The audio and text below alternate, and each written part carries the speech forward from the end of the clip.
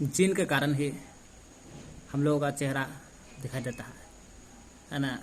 चेहरा जो दिखाई देता है जीन के कारण एक पीढ़ी से दूसरी पीढ़ी में जाता है, तो एक पीढ़ी से दूसरी पीढ़ी में जाता है क्या, जीन। और यही जीन के कारण हम लोगों का चेहरा दिखाई देता है कि तो ओकरा गोर है, ओकरा जो काला है। अब इस क्रिया को कहते हैं आनुवांशिकता, कहते हैं आनुवांशिकता कहते हैं इस क्रिया को। आनुवांशिकता विभिन्न लक्षणों का एक पीढ़ी से जो लक्षण रहता है वो लक्षण एक पीढ़ी से दूसरी पीढ़ी में स्थानांतरित होता है, उसे क्रिया को कहते हैं आनुवांशिकता कहते हैं। किसके कारण एक पीढ़ी से दूसरी पीढ़ी में जाता है वो लक्षण, जीन के कारण। इसलिए फादर ऑफ जेनेटिक, जीन के पिता कहा जाता है ग्रेगर जॉन मेंडल को, कहते हैं मेंडल को। आनुवांशिकता की इकाई, आनुवंशिकता के ऐसा मात्रा का एक तरह से जीन होता है, जीन। जॉन मेंडल जो थे ना, मटर पर सबसे पहले प्रयोग किए थे आनुवंशिकता के बारे में। वो भी कौन सा मटर, तो उद्यान मटर पर एक्सपेरिमेंट किए थे, उद्यान मटर पर। ये मटर का साइंटिफिक नाम है पाइसम मेटा इवम पाइसम मेटा इवम। पूछेगा मेंडल ने उद्यान मटर का प्रयोग किया था, हाँ। इसका साइंटिफिक नाम, वैज्ञानिक नाम हो गया पाइसम मेटा इवम। पहला अक्षर पाइसम है, युवांश को बताता है। मेटा एवं दूसरा अक्षर है, जाति को बताता है।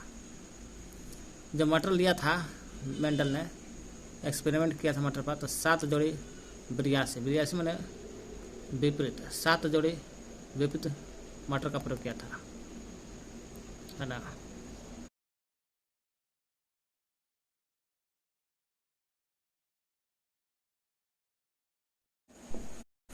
यहाँ बिरियासी मैंने विपरीत होता है, 7 जोड़ी विपरीत मटर का पौधा लेता है, एक लंबा एक बौना, लंबा बौना, इस तरह से लिया था। अच्छा, मटर का प्रयोग किया था मेंडल क्यों? ये है पाइसम सेटा है जी, सेटा इवम।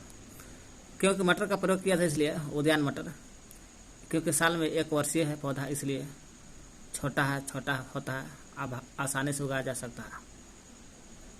विपर्यासी उल्टा भी हो सकता है और स्वपरागण भी हो सकता है, इसलिए उद्यान मटर का प्रयोग किया था मेंडल जी ने।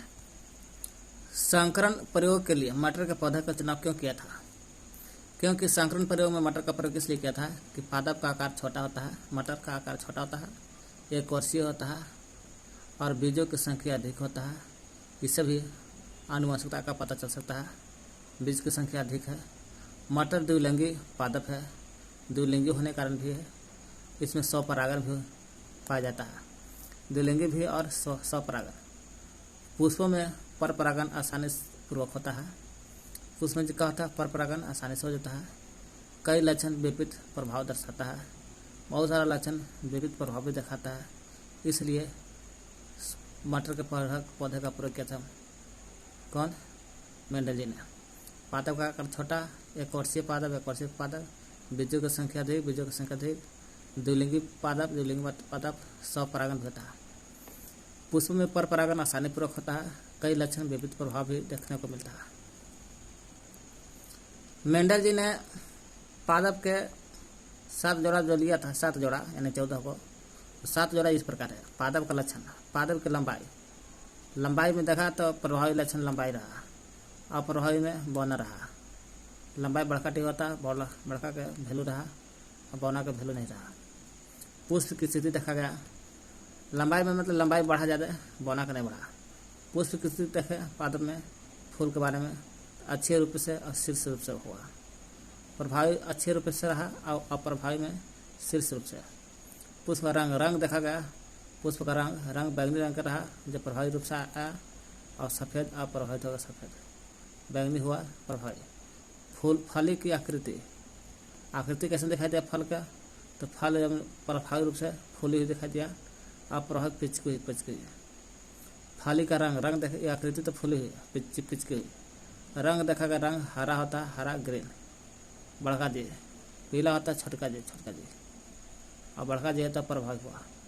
बीजों की आकृति आकृति देखा गोल है, गोल और झुर्रीदार होता है। जब प्रभावित गोल होता है, झुर्रीदार अप्रभावित में था। रंग देखा गया बीज की आकृति गोल और रंग देखा गया पीला पीला हरा।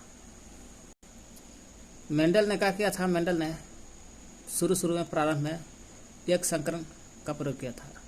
जब एक संकरण से काम नहीं चला तो उसके बाद द्विसंकरण का प्रयोग किया। कितने संकरण? द्विसंकरण का प्रयोग किया था।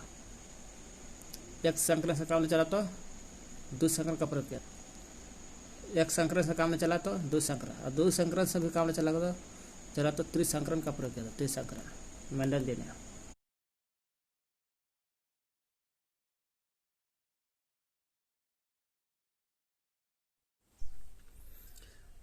पादप का लक्षण देखना है, प्रभावी लक्षण देखना है इस साइड है, या प्रभावी लक्षण माने खत्म। पादप की लंबाई में लंबाई दिखाई देगा प्रभावी रूप से और बौना खत्म। पुष्प की स्थिति देखिएगा तो अक्षीय रूप से होता है प्रभावी, और प्रभावी में शीर्ष खत्म, शीर्ष खत्म। रंग देखिएगा, रंग पुष्प का रंग बैंगनी होता है, हमेशा रहेगा बैंगनी, सफ़ेद खत्म। फूल की आकृति देखिएगा, आकृति फूल है तो आकृति फूल ही रहेगा, पिचकी हुई खत्म होता है। फूल का रंग देखिए, रंग हरा रहता है, ग्रीन बड़ा अक्षर में, और पीला येलो खत्म होता है। बीज की आकृति गोल रहता है। फूल के जो बीज होता है बीज की आकृति गोल और झुर्रीदार वाला खत्म। रंग देखिएगा पीला होता है। पुष्प का रंग बैंगनी, सफ़ेद खत्म। और ये बीज का है, बीज का रंग पीला रहता है, हरा खत्म। यही फूल का फली का रंग हरा रहता है, पीला खत्म। बीज का रंग पीला रहता है, हरा खत्म। मेंडल ने प्रारंभ में शुरू में एक संकरण कराया, फिर द्विसंकरण कराया, फिर त्रिसंकरण कराया। एक संकरण में क्या होता है? बड़का टी और छोटका टी दोनों एक टी है लेकिन बड़ा छोटा है। ये प्रभावी रूप से रहा टी बड़का, और प्रभावी में छोटका खत्म होता है, बौना खत्म। तो आता है छोटका टी बड़का टी, ये हो गया एक संकरण हो गया। द्विसंकरण में आता है दो जोड़ी प्रयासी उल्टा। जैसे प्रभावी में आया दो संकरण है, एक बड़का टी है, बड़कार है ना। बड़का टी बड़कार आर है, गोल बीज है, और छोटका आर है झुर्रीदार बीज। झुर्रीदार अप्रभावी होता है। तो दो रकम का ना हो गया, बड़का टी और बड़कार, छोटका टी छोटकार, ये दो प्रकार का हो गया। यहाँ कह रहा ना बड़का टी लीजिएगा तो लंबा पादप कहलाता है, लंबा पादप, और बौना पादप में आता है छोटका टी। दोनों को संकरण कराया तो एक संकरण है ये। तो F1 संतति में पहल की पीढ़ी में आया बड़का टी छोटका टी, यानी कि लंबा। बड़का का वैल्यू रहता है, छोटका का वैल्यू नहीं रहता है। तो लंबा टी लंबा पण पौधा हुआ। और दोनों टी रहता है, दोनों बड़का टी तो लंबा पादप, जिसको कहते हैं समयुग्मी पादप। और जितना दो प्रकार का रहेगा तो विषमयुग्मी प्रभावी कहलाएगा। लंबा पादप जब प्रभावी रूप से रहता है, हाँ, दोनों का संकरण कराएंगे तो एक टी आएगा, लंबे पादप आएगा। फिर दूसरा पीढ़ी F1 श्रेणी में तो लंबे पादप है, लंबा। फिर दूसरा पीढ़ी F2 में आता है। F2 श्रेणी में पीढ़ी में आता है ना। इसको टी है, बड़का टी छोटका टी, बड़का टी छोटका टी, टी गुने बड़का टी गुने छोटका टी। फिर वही अलग अलग किए तो टी से गुना किया टी मिला। फिर यही टी से गुना करेगा टी से छोटका टी, बड़का टी। फिर इससे गुना करेगा ये मिलेगा, फिर से गुना करेगा छोटका टी। यानी कि देख रहे हैं कि लंबा पादप दूसरा पीढ़ी में लंबा पादप 3 को मिला है, तीनों लंबा है, और बौना पादप 1 को मिला। फिनोटाइप कहलाएगा। तो फिनोटाइप जहाँ लिखल रहेगा समझिएगा लक्षण प्राप्त रूप से है। कैसे लक्षण प्राप्त रूप को कहते हैं? फिनोटाइप। तो लक्षण प्राप्त फिनोटाइप कराता है। क्या देखे लक्षण में? फिनोटाइप में 3 अनुपात 1, क्या 3 को लंबा दिखाई दिया, 3 को लंबा। फिनोटाइप में 1 बौना दिखाई दिया है ना, बौना, तो बौना हो गया 3 अनुपात 1, लंबा 3 को और बौना 1 हुआ। देखिए जीनोटाइप, फिनोटाइप लक्षण वाला 3 अनुपात 1 देखे, 3 अनुपात 1, 3 को लंबा देखे, 1 बौना 1 लंबा, 1 बौना देखे, तो 3 अनुपात 1 लंबा बौना। और जीनोटाइप आता है जीन से संबंधित है। 1:2:1 में आता है, 1:2:1 में। क्यों? टी देखिए, बड़का टी एगो आया है तो 1 लिखे हैं, छोटका टी 2 तुरी है, छोटका टी बड़का टी 2 तुरी है, 2 तुरी लिखे हैं, और छोटका टी 1 तुरी यानी कि 1:2:1 आया। जीनोटाइप कहलाता है। फिनोटाइप में 3:1, फिनोटाइप में 3:1, जीनोटाइप में 1:2:1। जीनोटाइप देखें, जीनोटाइप जीन प्रारूप से है ना जी, जीन प्रारूप से है 1:2:1, 1:2:1। इस सबका एक संकरण से है, एक संकरण में, क्योंकि एक ही वही है टी बस।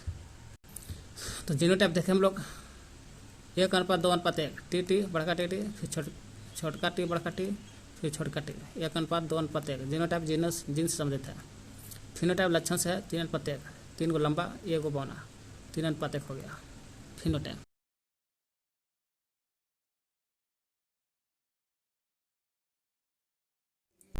कुछ शब्दावली है, ध्यान रखना है। जैसे जीन, जीन जीनोटाइप कहलाता है। बड़का टी, छोटका बड़का टी और केवल छोटका टी, बड़का टी, छोटका बड़का टी, छोटका टी, अलील या अनिल जो भी कहिए, टी, बड़का टी, छोटका टी। लक्षण प्रारूप को कहते हैं फिनोटाइप। फिनोटाइप लक्षण क्या दिखा देगा? चाहे लंबा दिखाई देगा, न तो गोल दिखाई देगा, लंबा न तो गोल न तो बौना। जीन प्रारूप जीनोटाइप कहलाता है, यही वाला है, बड़का टी, छोटका बड़का टी, छोटका टी। प्रभावी जो दिखाई देता है, अप्रभावी जो न दिखाई देता है, जैसे बौना। सहयुग्मी जो एक ही प्रकार का टी, न तो छोटका टी, न तो बड़का टी। अगर दोनों युग्म अलग अलग रहता है, उससे विषम युग्मजी कहलाता है, छोटका टी बड़का टी।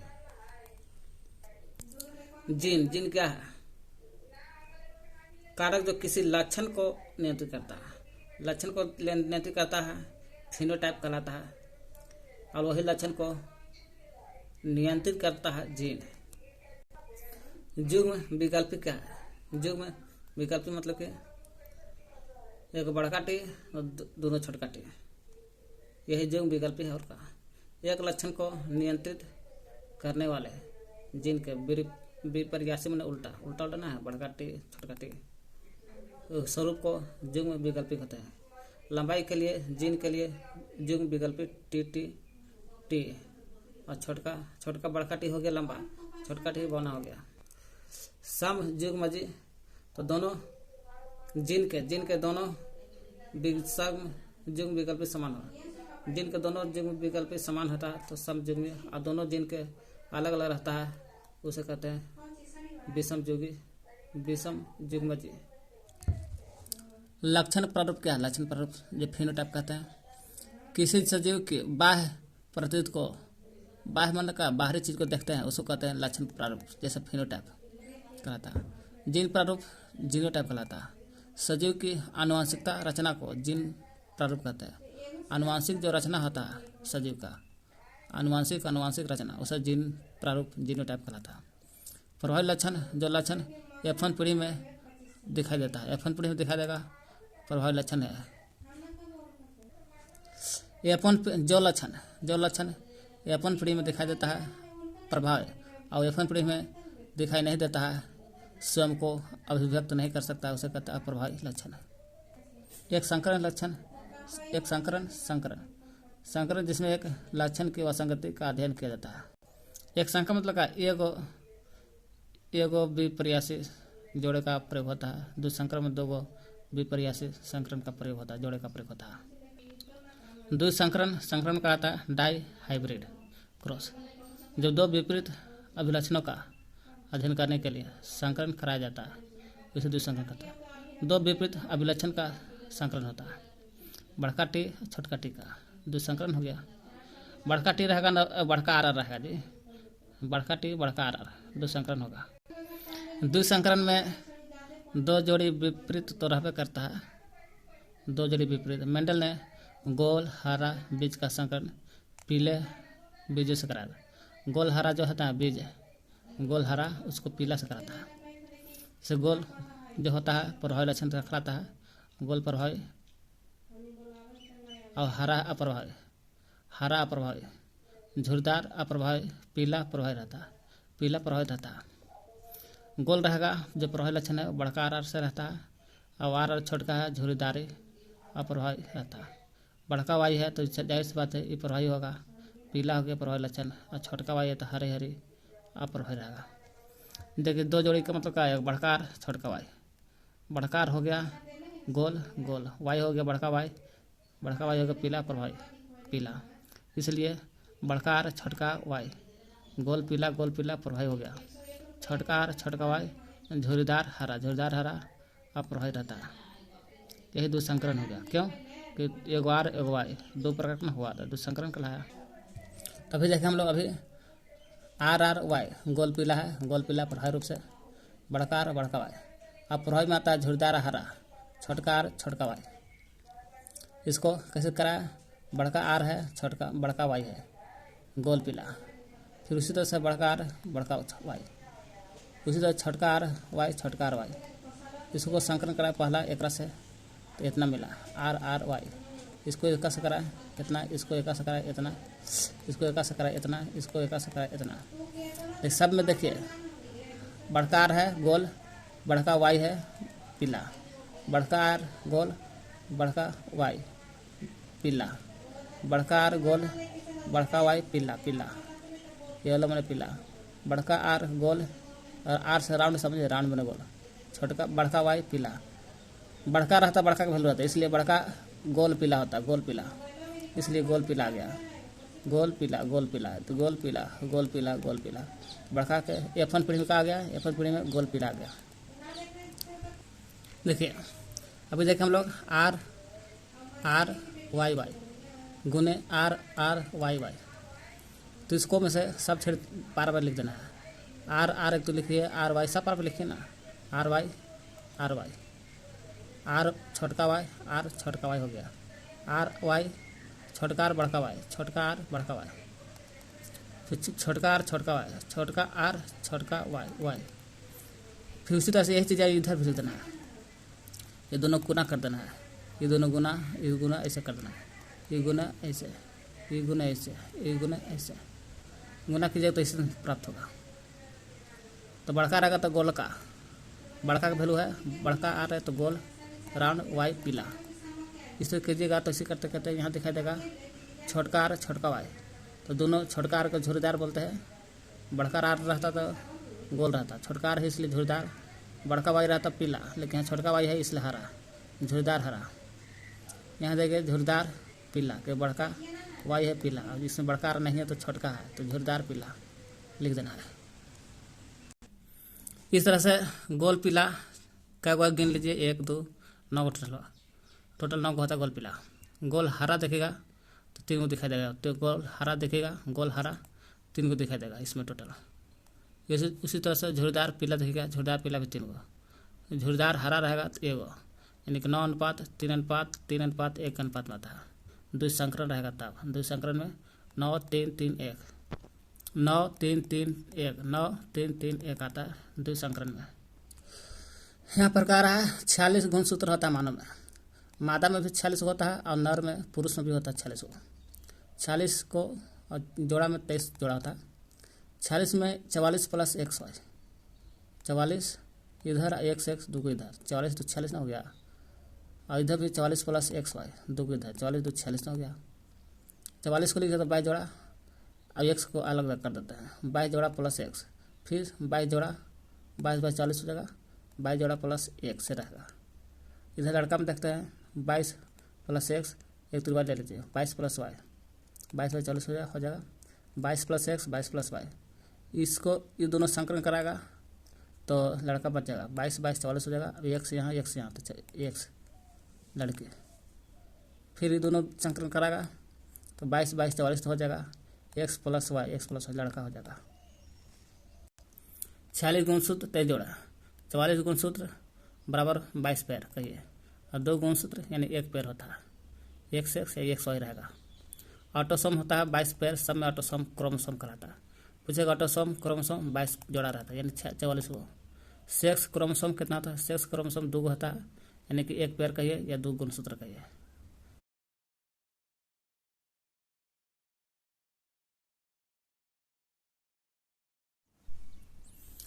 वे लक्षण जो एक पीढ़ी से लेकर के दूसरी पीढ़ी में वंशागत होते हैं, मैंने एक पीढ़ी से लेकर दूसरी पीढ़ी में जाता है, वही वंशागत होता है, उसको कहते हैं आनुवंशिक लक्षण कहते हैं, आनुवंशिक लक्षण है।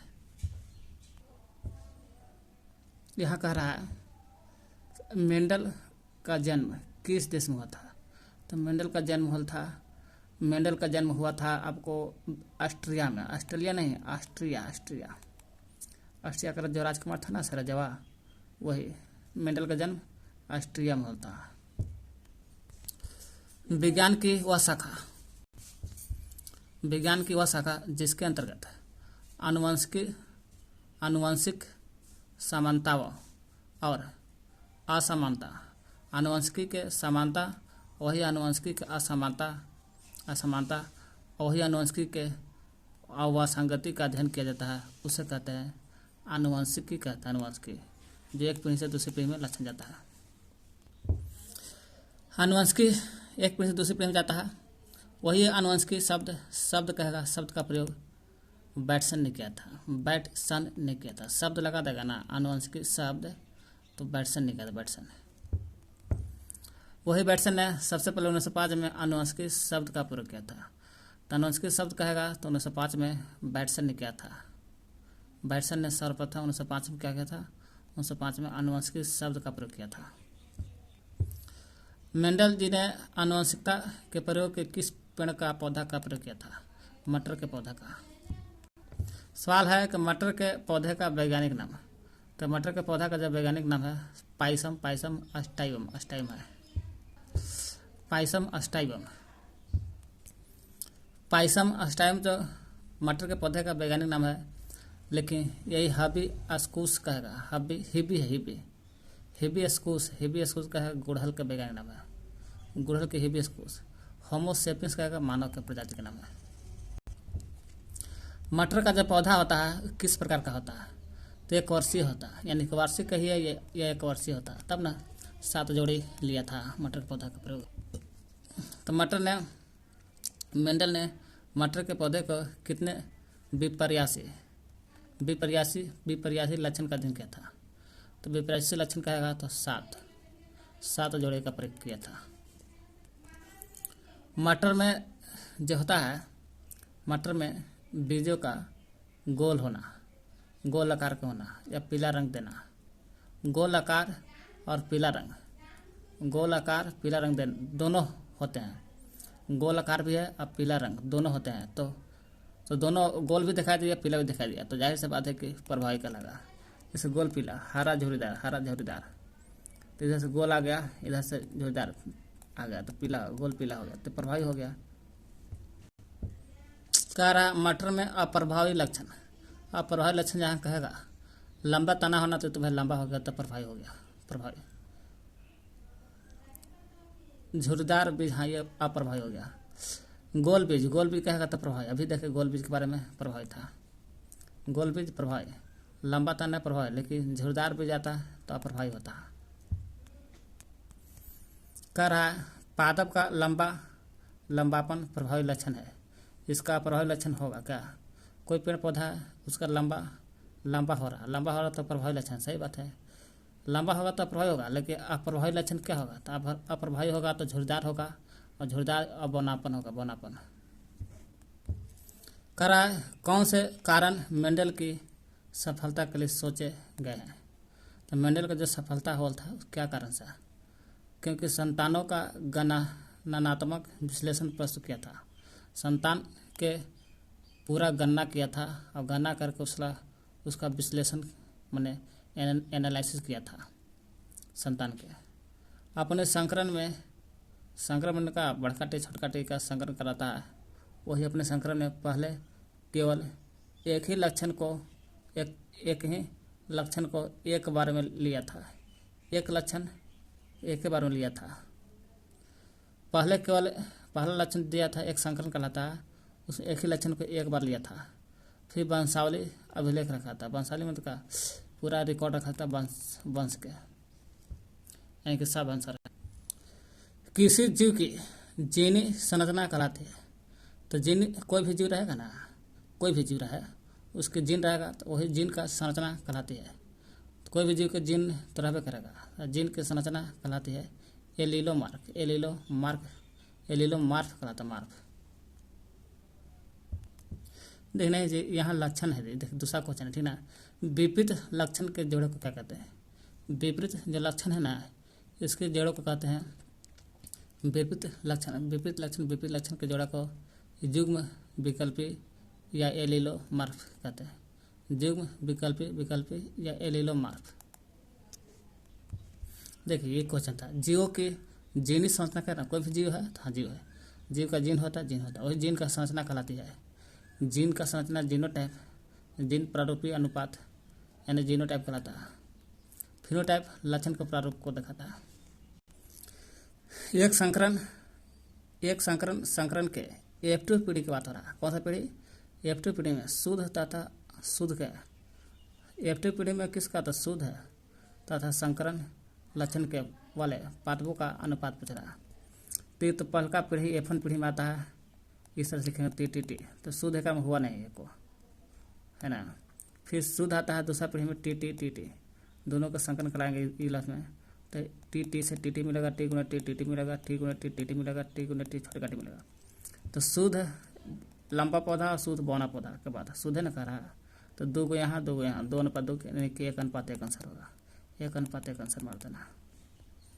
यही कहेगा, खाली आगे कुछ नहीं कहेगा, शुद्ध शुद्ध अलग अलग रहेगा, तो लगा देना है 1 2 1। एक संकर क्रॉस का जीन प्रारूप अनुपात होता है। तो एक संकर जो होता है, एक संकर वाला कह रहा है TT छोटका T बड़का T वाला, क्रॉस का जीन प्रारूप कह रहा है। जीन प्रारूप कहेगा तो 1 अनुपात 2 अनुपात 1, 1 2 1 1 2 1, यानी कि देखिए इस तरह से TT छोटका T बड़का T छोटका T बड़का T TT 2 2 4 4 को यहाँ 2 यहाँ 2 काटेगा तो 1 अनुपात 2 अनुपात 1। तो एक संकरण क्रॉस का जीन प्रारूप कहलाता है 1 2 1 1 2 1। मटर में एक शुद्ध लंबा पौधा बड़का T, शुद्ध लंबा पौधा बड़का T और छोटा पौधा बौना कहते हैं, इसको छोटका TT के साथ संकरित करा जाता है। तो F2 पीढ़ी में पूछ रहा है। F2 पीढ़ी में लंबा पौधा छोटे पौधा, लंबा पौधा 3 को होता है, 3 लिखते हैं, छोटा पौधा 1 होता है बौना, तो 3 अनुपात 1 लिख देना है। कह रहा है मटर के लाल पुष्प का संकरण सफ़ेद पुष्प से, लाल वाला के उजला से सफ़ेद से कराने पर प्रथम पीढ़ी में लाल पुष्प उत्पन्न होता है। प्रथम पीढ़ी में क्या हो रहा है, लाल को सफ़ेद से करा रहे तो लाल उत्पन्न हो रहा है। यदि दूसरी पीढ़ी में कुल 50 सफ़ेद दूसरी पीढ़ी जाता है, प्रथम पीढ़ी में तो लाल और दूसरी पीढ़ी में कुल 50 सफ़ेद पुष्प वाले पौधे प्राप्त होते हैं। दूसरी पीढ़ी में 50 को, तो लाल पुष्प वाले पौधे की संख्या कितनी होता है लाल वाला का, तो 50 हुई 50 150 या ऐसे होता ना 3 और 1। तो ये प्रथम पीढ़ी में, दूसरी पीढ़ी में कहा दूसरी पीढ़ी में 50, तो दूसरी पीढ़ी ही नहीं, प्रथम पीढ़ी दूसरी पीढ़ी में 50 गुने 3 150 हो जाएगा। 50 150 अनुपात 50 यानी कि 150 आंसर मार देना है। तो लाल पुष्प वाले पौधे की संख्या कितना होगा, तो 150।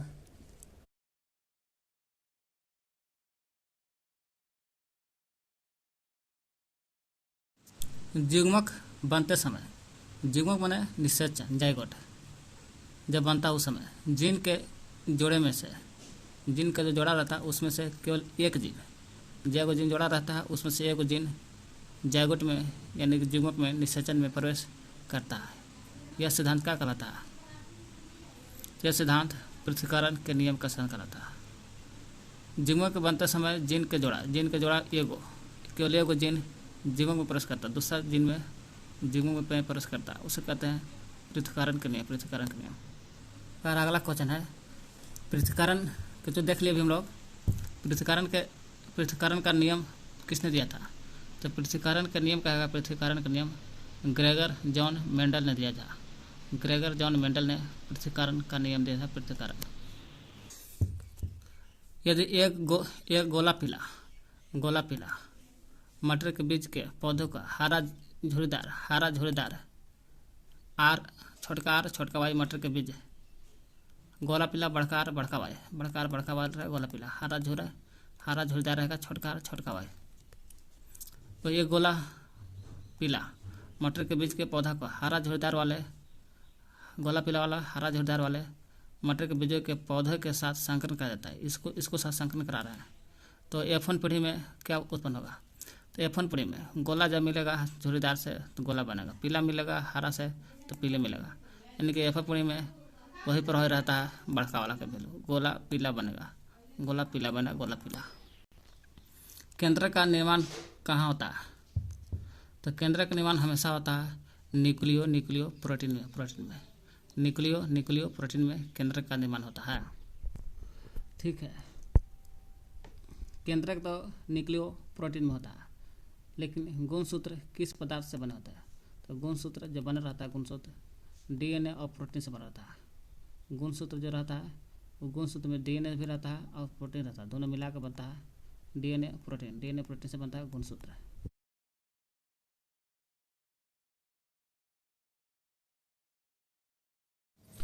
उपार्जित लक्षण और आनुवंशिक लक्षण क्या है? उपार्जित को अंग्रेजी में बोलते हैं एक्वायर्ड ट्रेट्स, इनहेरिटेड ट्रेट्स। उपार्जित और आनुवंशिक लक्षण, ये लक्षण जीवों द्वारा अपने जीवन में प्राप्त किए जाते हैं।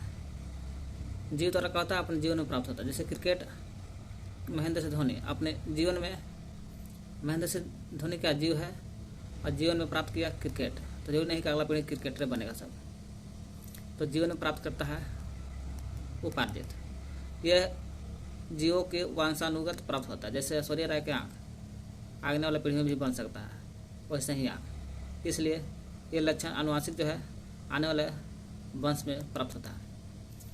उपार्जित है ये जनन कोशिका के जो DNA है, DNA में कोई अंतर नहीं लाते अगली पीढ़ी को, DNA में कोई अंतर नहीं लाता है। क्रिकेटर जो नहीं कि आने वाला पीढ़ी में DNA में वो क्रिकेटर बनेगा, ऐसा कोई जो नहीं है। ये DNA में कोई अंतर नहीं लाते और वो अगली पीढ़ी को नहीं लाता है। ये है कोशिकाओं में घटित होते हैं तथा अगली पीढ़ी में हस्तांतरित होता है। जिस जनन कोशिका में घटित होता है, आने वाला पीढ़ी उसमें भी हस्तांतरित होता है आनुवंशिक पदार्थ। वंशानुगत या हस्तांतरित नहीं होता है। ये उपार्जित जो है वंशानुगत और हस्तांतरित नहीं होता है। क्रिकेटर है तो जरूरी नहीं कि आने वाला पीढ़ी में वंशानुगत क्रिकेटर बनेगा, हस्तांतरित नहीं होता है। ये जनन कोशिका में घटित होता है और अगली पीढ़ी में हस्तांतरित होती है। जैव विकास में सहायक नहीं है। जैव विकास में क्या है? सहायक नहीं है। जैव विकास में सहायक नहीं होता है कि क्रिकेटर बन गया तो आने वाला जैव विकास उसका क्रिकेटर बनाने में सहायक है, ऐसा नहीं है। ये जैव विकास में सहायक है। जैव विकास में सहायक नहीं है। जैसे अल्प पोषित भ्रूण के भार में कमी, वैसा बच्चा जिसकी पोषित नहीं मिला और भार में कमी आ गया, तो जरूर नहीं कि आने वाला पीढ़ी में उसका बच्चा भार में कमी वाला होगा, जरूर नहीं है। आने वाला बच्चा भार भी ज़्यादा हो सकता है। और जबकि ये विकास में सहायक है। मानव की आँख और बाले रंग अगर नेचुरल रूप से खराब है, काला है पीला है, तो काले पीला बनेगा आने वाले पीढ़ी में।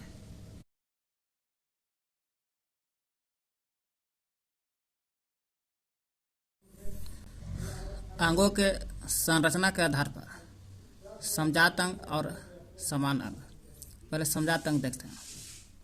Homologous organs. समजात अंग क्या है? वे अंग जो उत्पत्ति और तथा संरचना में समान होता है। उत्पत्ति भी और संरचना, उत्पत्ति कैसे हुआ, उसकी संरचना आकार कैसे है, वो समान है, तो लेकिन कार्य में भिन्न भिन्न हो सकता है। जैसे मेढक का पैर और छिपकली का पैर, दोनों की उत्पत्ति संरचना सब समान है ना। उत्पत्ति भी समान रूप से हुआ और संरचना भी समान है, एक कार्य अलग है। क्यों? छिपकली दीवार पर चढ़ने के लिए काम करता है और मेढक कूदने के लिए। वही है, उत्पत्ति तथा संरचना में समान होती है लेकिन कार्य भिन्न होता है, उसे कहते हैं समजात अंग का। उदाहरण देखा जाए, पक्षी के पंख देखिए और मानव के अग्रपद, मानव के अगला पैर या हाथ कहिए, जो भी कहिए, अगला मानव के हाथ, दोनों का समजात अंग है। देखने में लगा समजात अंग है। पक्षी उड़ने के लिए है, कार्य करता है, और मानव चलने के लिए, पकड़ने के लिए कोई चीज़ है। तो वही पंख, पक्षी के पंख तथा मानव के अग्रपद, मेढक तथा छिपकली का अग्रपद, मेढक और छिपकली के अग्रपद है ना, मेढक का अग्रपद तथा पक्षी का पंख, मेढक का अग्रपद और पक्षी के पंख सब है समजात अंग। समजात अंग में क्या उत्पत्ति और संरचना समान है लेकिन कार्य अलग अलग होता है। एगो समरूप अंग होता है, कार्य एक है लेकिन उत्पत्ति अलग अलग होगा। देखिए समरूप अंग, एनालोगस ऑर्गन्स। समरूप अंग, समरूप वे अंग जो समान कार्य करते हैं। समजात में देख रहे थे कि समान कार्य नहीं कर रहे थे, और समरूप अंग में देख रहे हैं कि समान काम करता है तथा देखने में भी समान लगेगा, लेकिन उनकी उत्पत्ति और संरचना भिन्न भिन्न होता है। उत्पत्ति देखने में लग रहा है कि समान का है ना, समान कार्य करता दोनों। चमगादड़ और पक्षी के पंख लगा कि दोनों काम है, कर रहा है काम, उड़ने वाला काम, लेकिन इसका उत्पत्ति अलग अलग होता है। समरूप अंग जो समान कार्य करते हैं तथा देखने में समान होता है, लेकिन उत्पत्ति और संरचना भिन्न भिन्न होता है, समरूप अंग कहलाता है। ये कीट के पंख और पक्षी के पंख दोनों उड़ने का काम करता है, लेकिन उत्पत्ति अलग अलग है। कीट के पंख और चमगादड़ के भी पंख दोनों के उड़ने का कार्य एक ही है, लेकिन उत्पत्ति अलग अलग से हुआ है। कीट के पंख, पक्षी के पंख, कीट के पंख, पक्षी के, चमगादड़ के पंख, चमगादड़ पक्षी के पंख समरूप है। विकास की दृष्टि से मानव के निकटवर्ती जीव चिंपैंजी है। विकास की दृष्टि से कहेगा मानव के निकट नजदीक वाला जीव कौन है? चिंपैंजी। वही कहेगा अधिक समानता वाला जीव, विकास की दृष्टि से अधिक समानता वाला जीव, तो समानता वाला चीन के विद्यार्थी। सवाल है कि प्राकृतिक वर्ण है, क्या है? प्राकृतिक वर्ण द्वारा जैव विकास के सिद्धांत की कल्पना की थी कौन? प्राकृतिक वर्ण द्वारा जैव विकास ना, तब चार्ल्स डार्विन ने किया था। कौन किया था? चार्ल्स डार्विन ने। कोई लड़का अपने पिता से, किससे? तो अपने पिता से किस गुणसूत्र को प्राप्त करता है? कोई लड़का है, कोई लड़का है अपने पिता से किस गुणसूत्र को प्राप्त करता है? तो कोई लड़का अपने पिता से वाई प्राप्त करता है। कोई लड़की अपने पिता से एक्स प्राप्त करता है, एक्स, और लड़का वाई। मनुष्य में गुणसूत्रों की संख्या 46 होता है, 44 प्लस एक्स वाई या एक्स, तो टोटल 46 हो जाता है, 23 जोड़ा। बच्चों का नर होना, नर बने पुरुष होने का पहचान कैसे होता है? तो शुक्राणु में वाई गुणसूत्र है, तो वाई है तो लड़का है और का। मनुष्य के शुक्राणु में देखिएगा ना, शुक्राणु में ऑटोसोम कितना? मनुष्य के शुक्राणु में ऑटोसोम की संख्या कितनी होती है?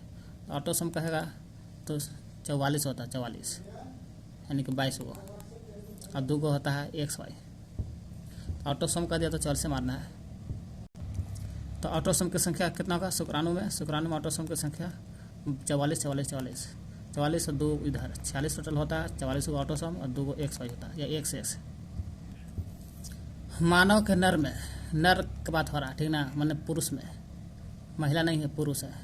लिंग गुणसूत्र 23वें जोड़े में उपस्थित होता है। 23वां जोड़ा मिलेगा 44 प्लस 2, तो 23वां जोड़ा हो गया ना, 23वां जोड़ा हो गया। 46 के 23वां जोड़ा में होता है वाई भी रहता है और एक्स भी रहता है, दोनों रहता है, वाई एक्स गुणसूत्र।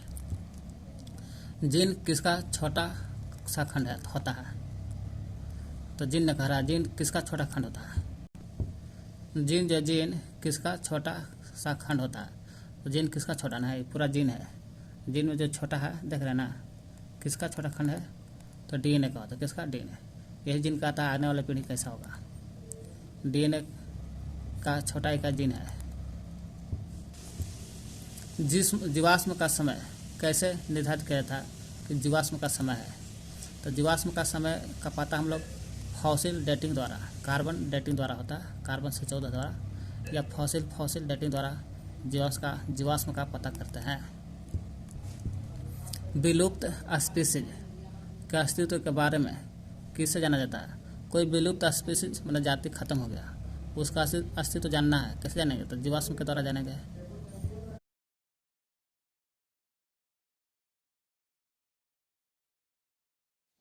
चलते हैं मृदा के बारे में देखते हैं। बिहार की मृदा खनिज पदार्थ, कार्बनिक पदार्थ, जल, विभिन्न गैसों, असंख्य सूक्ष्म जीवों का जटिल मिश्रण है, जिसे पृथ्वी के जो ऊपरी पतली सतह का निर्माण करता है मृदा। मृदा बिहार की मृदा में खनिज मृदा, खनिज पदार्थ, कार्बनिक अकार्बनिक पदार्थ